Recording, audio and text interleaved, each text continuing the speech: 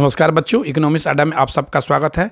आज हम लोग करेंसी पर डिस्कस करेंगे और जानेंगे कि ज़्यादा करेंसी प्रिंट करने पर हमारी अर्थव्यवस्था पर क्या प्रभाव पड़ता है। भारत में मुद्रा की दशमलव प्रणाली की शुरुआत 1957 ईस्वी में हुई। 1957 से पहले 1 रुपया को 16 आना में विभाजित किया गया था। यानी 1 रुपया में 1 आना, 2 आना, 3 आना, 4 आना, 5 आना, 6 आना, 7, 8, 9, 10, 11, 12, 13, 14, 15 आना और 16 आना। 1 आना बराबर 4 पैसा था। तो टोटल आना में 16 आना में विभाजित किया गया था। तो 16 चौका 64, माने 1 आना 4 पैसा, तो 16 आना 64 पैसा हुआ। यानी 1 रुपया को 64 पैसा में विभाजित किया गया था। इस सिस्टम को ख़त्म करके इसके जगह पर एक दूसरा सिस्टम लाया गया, जो 1 रुपया को 100 पैसा में विभाजित किया गया और 1 रुपया को में 100 पैसा में विभाजित किया गया। यानी 1 पैसा, 2 पैसा, 10 पैसा, 20 पैसा, 25 पैसा, 50 पैसा और 100 पैसा। इसी सिस्टम को हम मुद्रा की दशमलव प्रणाली कहते हैं। इस प्रणाली की जब शुरुआत हुई 1957 में, तो इस प्रणाली में पैसा को नया पैसा कहा गया। लेकिन 1964 में पैसा, जो नया पैसा था, उसमें से नया को हटा दिया गया और पैसा को रख लिया गया। तो अभी जो सिस्टम है इसी सिस्टम पर आधारित अभी है। अभी पैसा ही अभी कहा जाता है। भारत में नोट निर्गमन व्यवस्था निम्नतम मुद्रा कोष प्रणाली पर आधारित है। यानी आरबीआई को 200 करोड़ रुपये का गोल्ड और विदेशी मुद्रा का भंडार बनाए रखना है। यानी जिसमें 115 करोड़ का गोल्ड होगा और बाकी 85 करोड़ का विदेशी मुद्रा होगा। इस सिस्टम को बरकरार रखना है। यानी जितनी आवश्यकता होगा उतना ही नोट छापना होगा।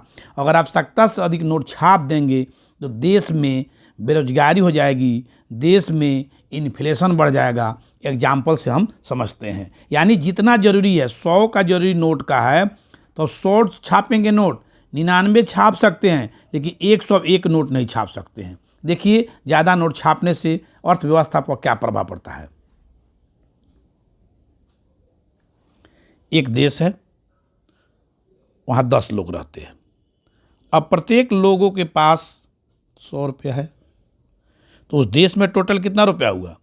प्रत्येक के पास 100 है और 10 व्यक्ति हैं, तो उस देश में 1000 रुपया है। और उस देश में खाने के लिए चावल आपका 100 केजी है। उस देश में कितना रुपया है? 1000। और खाने के लिए चावल कितना है? 100 केजी। यानी 100 केजी चावल की कीमत कितना हुआ? आपका 1000। यानी 1 केजी चावल का दाम कितना हुआ? 10 रुपया। ठीक है। अब क्या हुआ कि उस देश की सरकार ने बहुत सारे नोट छाप दिए। तो ज़्यादा नोट छापने से क्या होगा? यही होगा कि पहले जिन व्यक्तियों के पास 100 रुपया था, 100 रुपया था, अब उस प्रत्येक व्यक्ति के पास 1000 रुपया हो जाएगा। यानी जो 10 आदमी था, वो 10 व्यक्ति के पास 100 रुपया था, अब वो 10 व्यक्ति के पास कितना हो जाएगा? 1000 रुपया हो जाएगा। ज़्यादा छाप देंगे तो और हो जाएगा। तो यानी उस देश में टोटल कितना पैसा हो गया? 10 आदमी है, प्रत्येक आदमी के पास 1000 है। यानी उस देश में कितना पैसा हो गया? 10,000 हो गया। जिस अनुपात में नोट छापेंगे उसी अनुपात में महंगाई बढ़ जाएगा। यानी 10 गुना नोट छापेंगे तो 10 गुना महंगाई हो जाएगा। अब 100 केजी चावल है तो उसका और पैसा आपके पास 10,000 हो गया। चावल 100 के चावल नहीं बढ़ा, उत्पादन नहीं बढ़ा है, पैसा बढ़ा दिए। तब उत्पादन नहीं बढ़ा, पैसा बढ़ गया, तो वही चावल का दाम आपका हो जाए, 100 केजी चावल का दाम हो जाएगा 10,000। यानी 1 केजी चावल का दाम हो जाएगा 100 रुपया। पहले आपके पास कितना था? 100 kg चावल था, आप पैसा प्रिंट किए थे 1000, तो आपका सिस्टम सही चल रहा था। 1 kg का दाम 10 रुपये था, लेकिन आप पैसा इधर बढ़ाए, इधर 10 गुना किए, इधर बढ़ाते गए, तो इधर बढ़ाते जाएंगे तो महंगाई बढ़ते जाएगा। अब मान लीजिए इधर बढ़ा रहे हैं तो 1 kg का दाम जहाँ इतना था 1000 था, तो 1000 आपके पास टोटल पैसा था, 100 kg आपके पास चावल था, तो 1 kg का दाम कितना था? 10 रुपये था। आपने यहाँ जीरो बैठाया, 10 गुना किया, तो दाम भी 10 गुना होगा, यानी 10 गुना। 1 kg का दाम 100 रुपये हुआ। यहाँ एक और जीरो बैठाया तो यहाँ 1 kg का दाम 1000 होगा। यहाँ और जीरो बैठाया, इतना नोट छाप दिए तो आपका यहाँ हो जाएगा, यानी 1 kg का दाम, 1 kg चावल का दाम 10,000 हो गया। तो नोट यहाँ क्या आपको समझ रहा है कि नोट छापने से समस्या का समाधान नहीं हो रहा है। नोट नहीं, उत्पादन को बढ़ा दीजिए। यानी आप देखिए कि यहाँ पे चावल का उत्पादन बढ़ा दीजिएगा। आप मान लीजिए कि चावल का उत्पादन है 100 kg था और 1000 आपके पास रुपया था, तो 100 kg था, इसको कर दीजिए 1000 kg, तो यहाँ एक 10,000 आप प्रिंट कर लीजिए। आप 1000 kg को 10,000 kg कर दीजिए, इसको रुपये और रुपये प्रिंट कर लीजिए। यानी जितना आप, तो इससे महंगाई पर आपको असर नहीं पड़ेगा। यानी आप ये समझ चुके हैं कि पैसा छापने से कोई फर्क नहीं पड़ता है, पैसा छापने से कोई नहीं फर्क पड़ता है। अगर आपको फर्क क्या पड़ता है? उत्पादन के ऊपर। उत्पादन जैसे बढ़ेगा उतना पैसा छापिए। आपको 100 kg चावल था तो 1000 प्रिंट किए थे, आप 1000, अब 1000 kg कर लीजिए तो आप 10,000 नोट छाप लीजिए।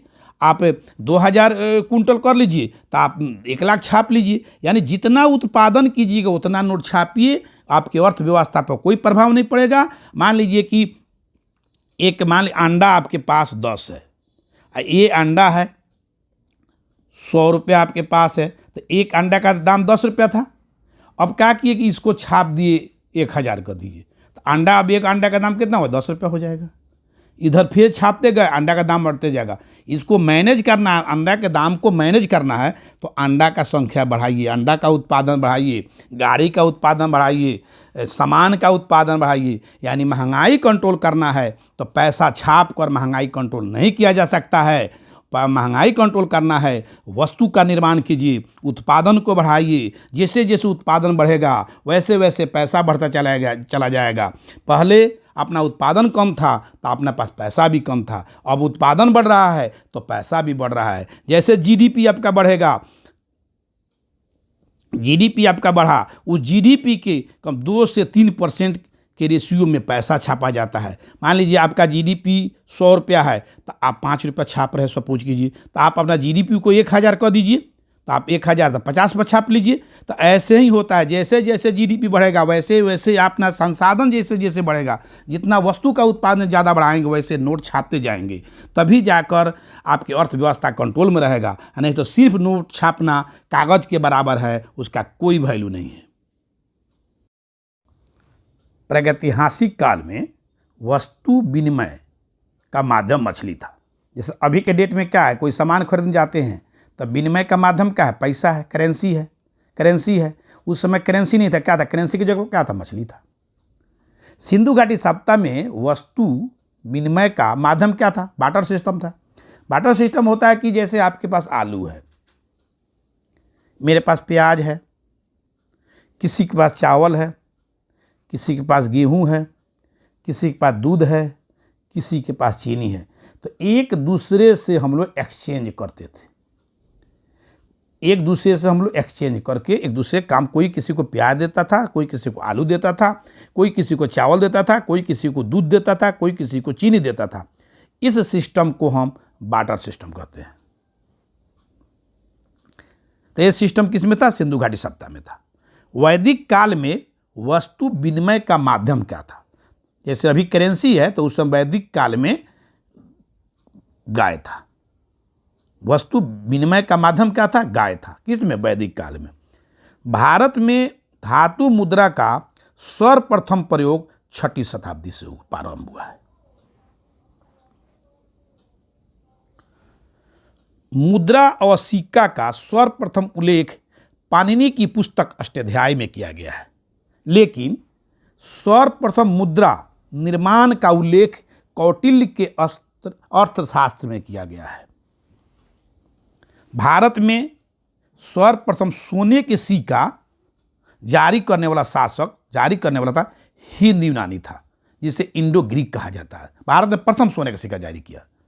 लेकिन भारत में पूछे कि शुद्ध सोने के सिक्का सबसे ज़्यादा किसने जारी किया, तो कुषाण वंश था। और वहीं पूछे कि भारत में सबसे ज़्यादा सोना का सिक्का किसने जारी किया, तो गुप्त वंश था। प्रथम सोना का सिक्का हिंद यूनानी, शुद्ध सोना का सिक्का कुषाण वंश, और सबसे अधिक सोने का सिक्का गुप्त वंश। और चांदी के सिक्का जो चलाया इल्तुतमिश ने सर्वप्रथम भारत में चांदी का सिक्का चलाया। लेकिन उस सिक्का चलाया और शेर शाह ने भी चांदी का सिक्का चलाया। अब दोनों में अंतर क्या है कि भारत में चांदी के सिक्का सर्वप्रथम इल्तुतमिश चलाया, तो क्या नाम से चलाया, वो टाका के नाम से चलाया। और शेर शाह ने भारत में सर्वप्रथम चांदी का सिक्का चलाया, वो किस रूप में चलाया, वो रुपया के नाम से चलाया। दोनों में यही अंतर है। ये चलाया चांदी का, उसको टाका कहा गया। ये चलाया रुपया, तो इसको क्या कहा, चांदी की चलाया तो सिक्का, तो इसको रुपया कहा गया। सर्वप्रथम शीशे का सिक्का सातवाहन वंश ने जारी किया। और भारत में चमड़े का सिक्का जारी करने वाला भिस्ती निजाम था, जो एक दिन के लिए दिल्ली का राजा हुमायूं ने बनाया था इसे। आरबीआई एक्ट 1934 के तहत बैंक नोट जारी करने का अधिकार आरबीआई के पास है। इसी एक्ट के तहत 1935 में आरबीआई की स्थापना हुआ। आरबीआई 2 रुपया से लेकर 10,000 तक के नोट छाप सकती है। नोट छापने के लिए भारत में 4 प्रिंटिंग प्रेस है। एक महाराष्ट्र में है, जो नासिक में, देवास वाला मध्य प्रदेश। इस दोनों प्रिंटिंग प्रेस पर कंट्रोल भारत सरकार का है। और कर्नाटक में जो है मैसूर, और पश्चिम बंगाल के सालबोनी में है। इन दोनों पर कंट्रोल जो है वो आरबीआई का है। मध्य प्रदेश में जो सुरक्षा पेपर मिल है होशंगाबाद में, ये चारों प्रिंटिंग प्रेस के लिए कागज़ का सप्लाई करती है। जहाँ ये चारों प्रिंटिंग प्रेस है ना, उसके लिए नोट कागज़ जो प्रिंट होता है वो उसका सप्लाई करता है।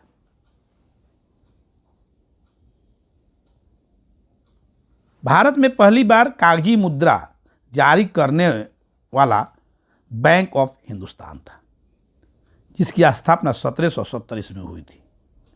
आरबीआई की स्थापना 1935 में हुई तथा आरबीआई ने 1938 ईस्वी में पहली बार 5 रुपया का नोट जारी किया,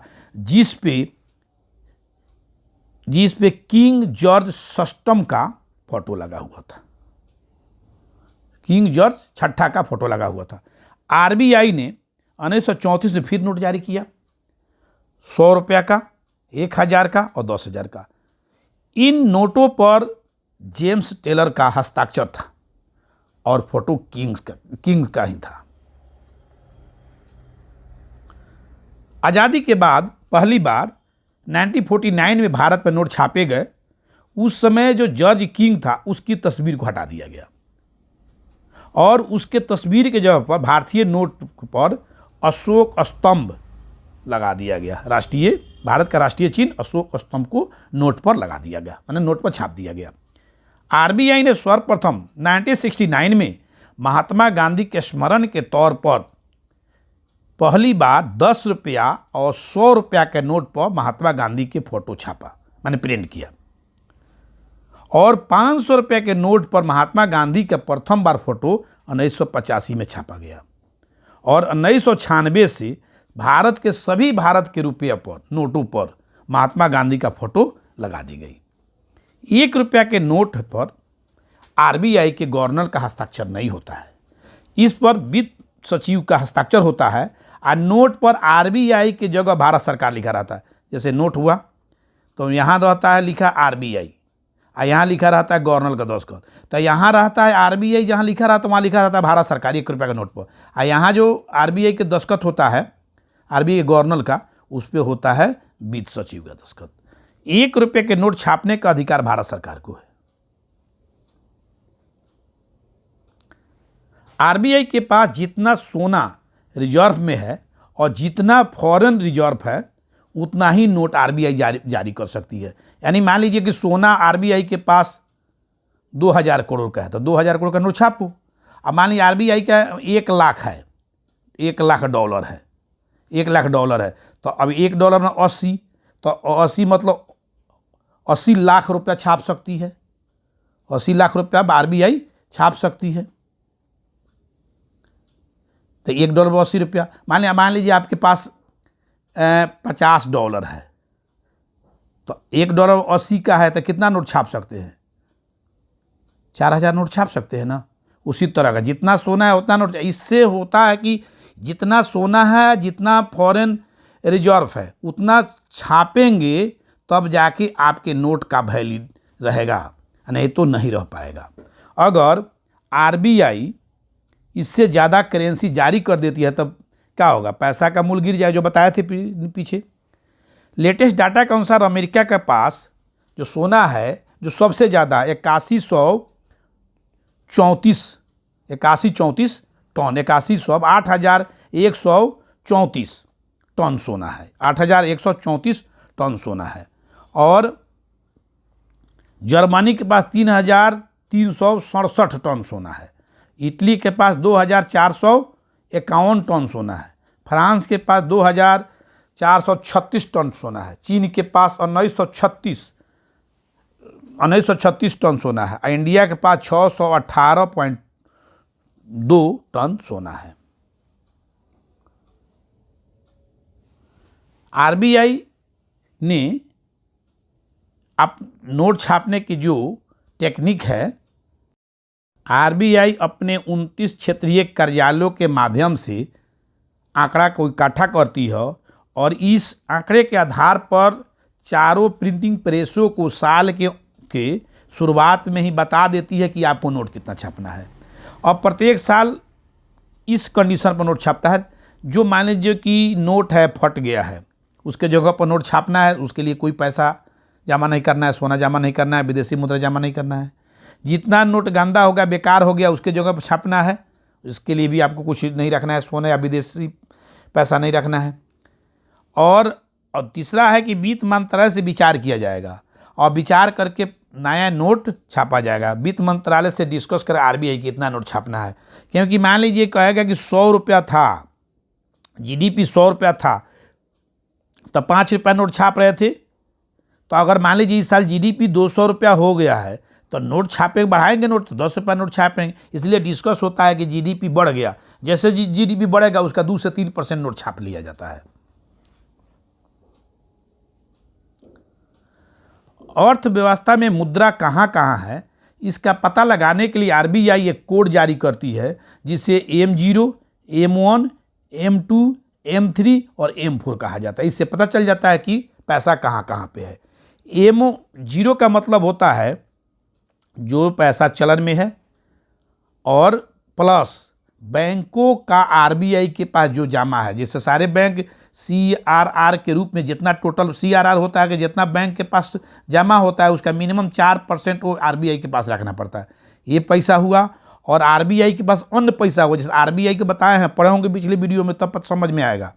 ताकि इकोनॉमिक्स है कि सिस्टम से पढ़ेंगे तभी समझ में आएगा, कहीं से पढ़ेंगे समझ में नहीं आएगा। तो आरबीआई के अन्य जमा के होता है कि आरबीआई का पैसा होता है डॉलर खरीद के रख लेता है, डॉलर खरीद लिया, सोना खरीद लिया, ये सब अन्य जमा में होता है। तो ये जमा भी होता है M0 में। M1 में होता है कि लोगों के पास जो करेंसी है, नोट है, सिक्का है, वो हो गया। अब बैंक के पास जो जमा है वो हो गया, और आरबीआई के पास ऑन जमा, जो ये जमा CRR के रूप में लोग जमा करता है बैंक, वो जमा हो गया। M2 में हो कि M1 तो पूरा रहेगा, मतलब पोस्ट ऑफिस के पैसा जो है करेंट अकाउंट वाला वो रहेगा, जो जब चाहे निकाल ले वो पैसा। M3 में रहेगा कि M1 तो टोटल रहेगा, तो प्लस बैंक के सब जमा, टाइम जैसे बैंक में जमा किए हैं तो वो टाइम हुआ 10 साल के लिए फिक्स किए हैं, 5 साल के फिक्स किए हैं, वो सब पैसा इसमें आ जाएगा। M4 में होता है कि M3 तो टोटल रहेगा ही। अब पोस्ट ऑफिस में पैसा, पोस्ट ऑफिस के करेंट अकाउंट, आजकल डेली निकालने वाला पैसा, फिक्स पैसा, सब पैसा आ जाएगा M4 में। देखिए लिक्विडिटी के आधार पर, तरलता के आधार पर सबसे बड़ी मुद्रा और सबसे छोटी मुद्रा। सबसे अगर तरलता के आधार पर देखिएगा तो सबसे बड़ी माने ए है, M1 है, और सबसे छोटा ए है तरलता के आधार पर। सर्वाधिक तरलता वाला मुद्रा कौन है? सबसे तरलता जो मार्केट में सबसे ज़्यादा हो वो है M1, और सबसे कम है M4। और सर्वाधिक मुद्रा मान सबसे ज़्यादा पैसा किसका पास है? M3 के पास है। और सबसे कम किसके पास है? M1 के पास है, क्योंकि मार्केट में ही घूम रहा है।